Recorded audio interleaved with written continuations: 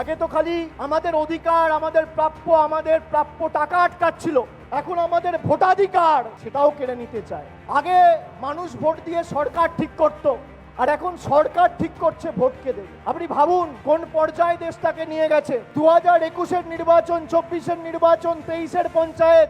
আগে এদের যে শাখা সংগঠন ছিল, ইডি, সিবিআই, ইনকাম ট্যাক্স, এদেরকে বাজারে ছেড়ে দেখা হয়েছে। মমতা ব্যানার্জি আর তৃণমূল কংগ্রেসের সাথে লড়তে গিয়ে বাংলার 10 কোটি মানুষ এদের বোকাট্টা করে বার করে দিয়ে। এখন তাই নতুন সহকারী সংস্থা ইলেকশন কমিশনকে নামিয়েছে। ইলেকশন কমিশনকে নামিয়ে যাতে মানুষ ভোট দিতে না পারে, যাতে সংখ্যালঘু ভাইয়েরা ভোট দিতে না পারে, তপশিলি বোনেরা ভোট দিতে না পারে, জনজাতি যুবকেরা ভোট দিতে না পারে, কৃষকেরা ভোট দিতে না পারে, শ্রমিকেরা ভোট দিতে না পারে, সর্বোপরি বাঙালি 10 কোটি বঙ্গবাসী ভোট দিতে না পারে। ইলেকশন কমিশন তৈরি হওয়ার সময় যে বঙ্গ সন্তান বসেছিল তার নাম হচ্ছে সুকুমার সেন। প্রথম যে ইলেকশন কমিশনার ছিল সেটাও একজন বাঙালি ছিল।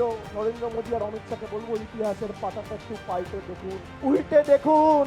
বাঙালির সাথে লড়াই যদি করতে যান, বাঙালি কি জিনিস আগে বুঝে আসুন, বাঙালি কি ধাতুতে তৈরি আগে বুঝে আসুন।